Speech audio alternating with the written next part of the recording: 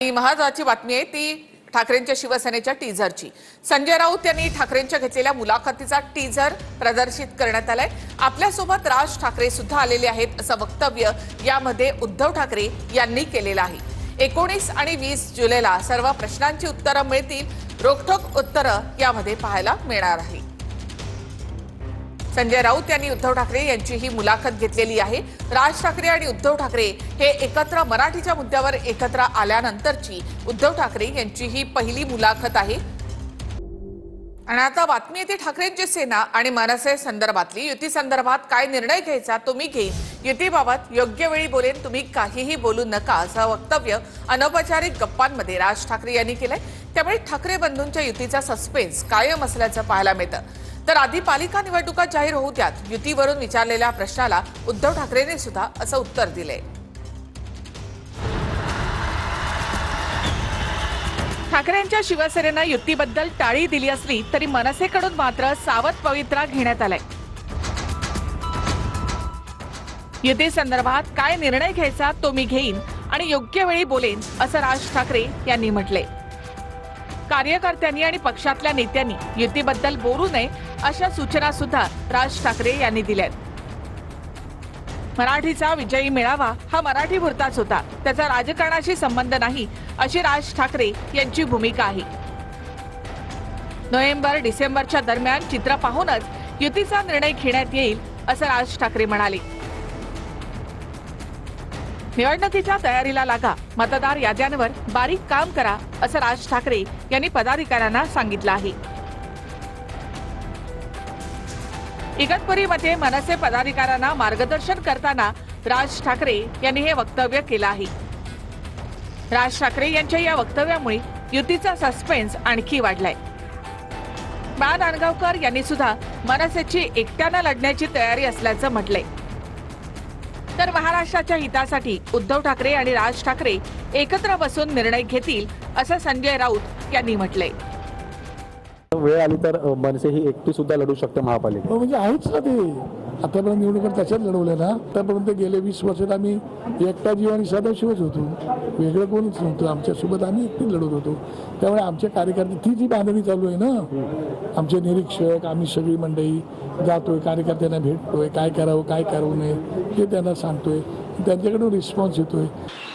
आता उगाचच हवेत तीर मारण्यात अर्थ नाही। आम्ही आशावादी आहोत, आम्ही आशावादी आहोत, दोन्ही पक्षाचे कार्यकर्ते आशावादी आहेत।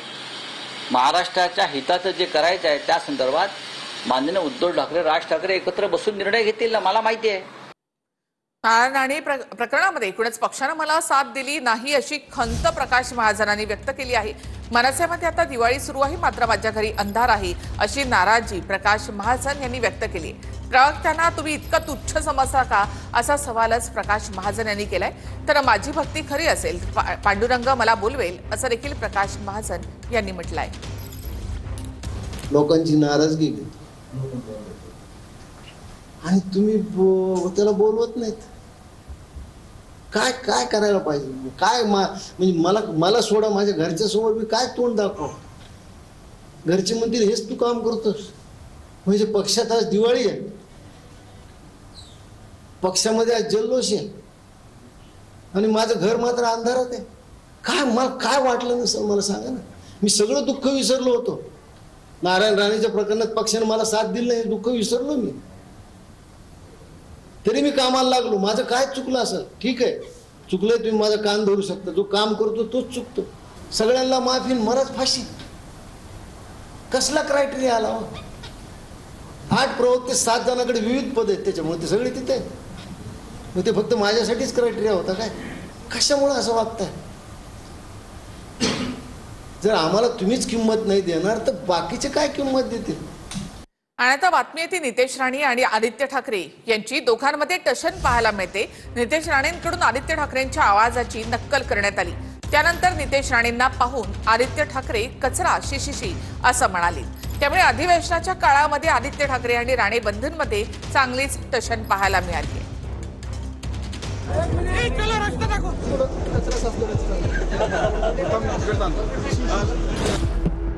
अधिवेशनाच्या काळामध्ये आदित्य ठाकरे आणि राणे बंधू यांच्यामध्ये टशन सुरू आहे। विधान भवनातल्या पोडियमवर आदित्य ठाकरे पत्रकारांशी संवाद साधण्यासाठी आले, पण त्याआधी नितेश राणे पत्रकारांशी संवाद साधत होते. नितेश राणेंना पाहून आदित्य ठाकरे काहीसे माघारी फिरले.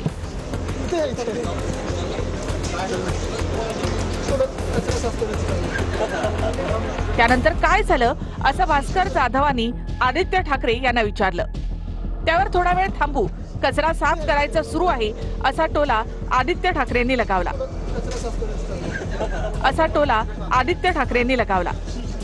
शी शी शी असं म्हणत आदित्य ठाकरे माघारी परतले.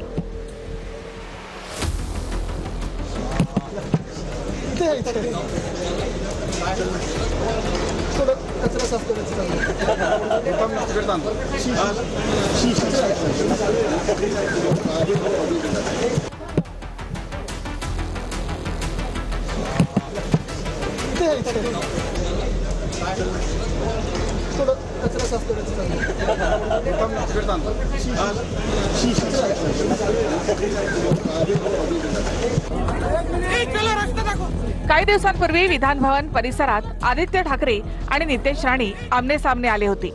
त्यावेळी आदित्य ठाकरेंना पाहून नितेश राणेंनी त्यांच्या आवाजाची नक्कल केली होती.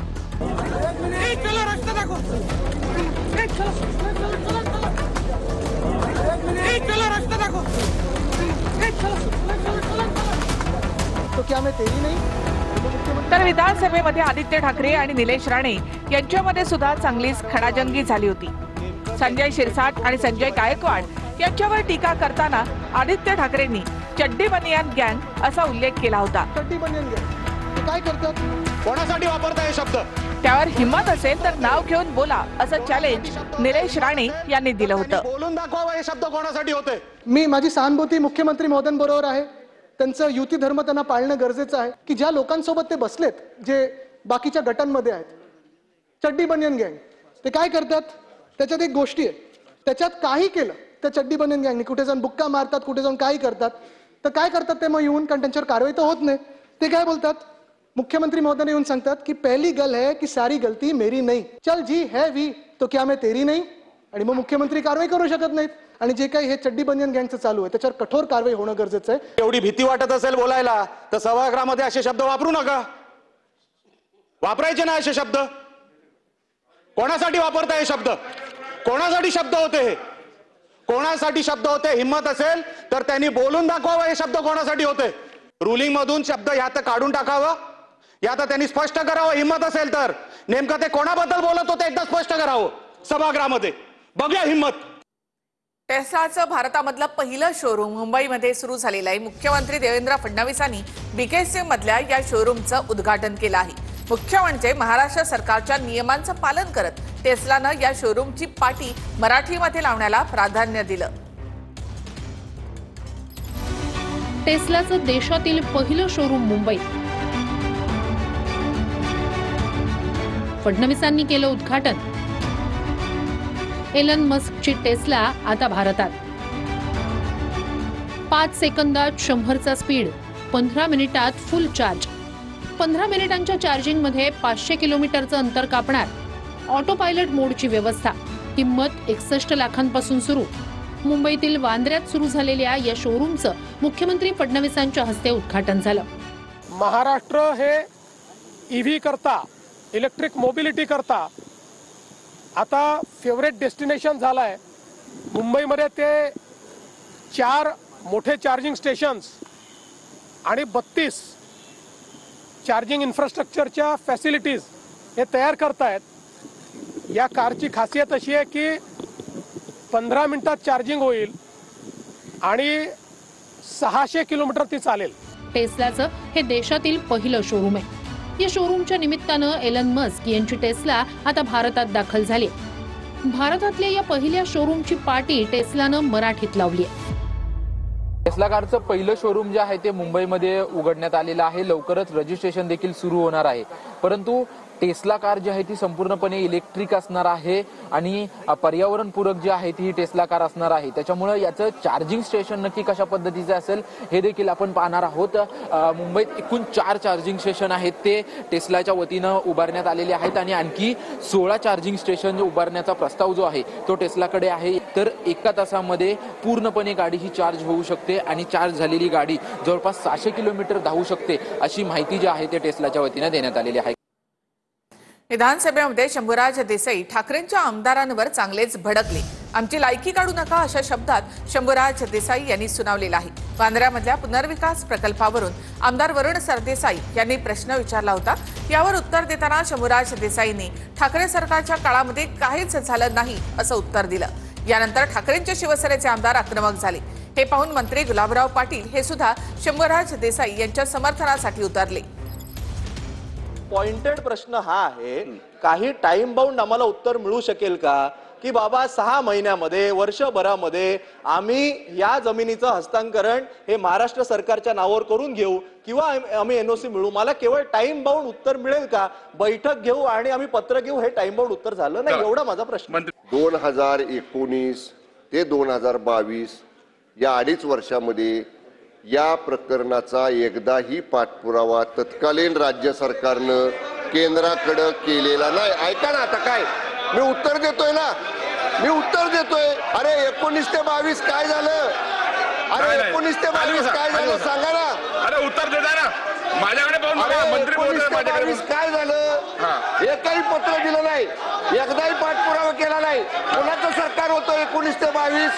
उलट 22 तारखेला माननीय एकनाथजी शिंदे साहेब मुख्यमंत्री झाल्यानंतर 4 वेळा आम्ही पत्र दिली. मुख्यमंत्र्यांनी 1 वेळा पत्र दिलं. तुम्ही काय केलं? तुम्ही ब्रीफिंग अमुक घेऊन आले, एका जन्माला हुशार होऊन आले का हे अध्यक्ष महोदय? हा लाज काढायचा अधिकार आहे का? लाज सरकारला लाज आहे का? हे बोलणार का मंत्री महोदय? हे बोलणार मंत्री महोदय? पुढे जाऊया. तुमच्यापेक्षा जास्त बोलता येतं आम्हाला. मंत्री महोदय उत्तर द्या. मंत्री महोदय नाही आता मंत्री महोदय उत्तर द्या. आपण प्रवीण गायकवाड यांच्यावर हल्ला करणाऱ्या दीपक काटेला 2 दिवसांची पोलीस कोठडी सुनावण्यात आली आहे. या प्रकरणामध्ये आणखी 3 जणांना आरोपी करण्यात आले. गायकवाड हल्ला प्रकरणामधल्या आरोपींची संख्या आता 10 वर पोहोचली आहे. उर्वरित 8 आरोपी फरार असून सोलापूर पोलिसांकडून त्यांचा शोध सुरू आहे. दीपक काटे हा भाजपचा कार्यकर्ता आहे, पण हल्ल्याशी भाजपचा संबंध नाही असं बावनकुळे यांनी म्हटलं होतं. त्याला आता गायकवाड यांनी प्रत्युत्तर दिलंय. वगैरे फार संबंध नसतो. भारतीय जनता पार्टीचा कार्यकर्ता आहे. बुके द्यायला आला तर फोटो काढले. प्रवीण गायकवाड यांच्या हल्ल्याचा भारतीय जनता पार्टीचा काही संबंध नाही. इकडे भाजपचा कार्यकर्ता म्हणायचं आणि त्याचा भाजपशी संबंध आहे. मग तो कार्यकर्ता भाजपचा आहे आणि भाजपची संबंध आहे. मग भाजप नेमकं काय?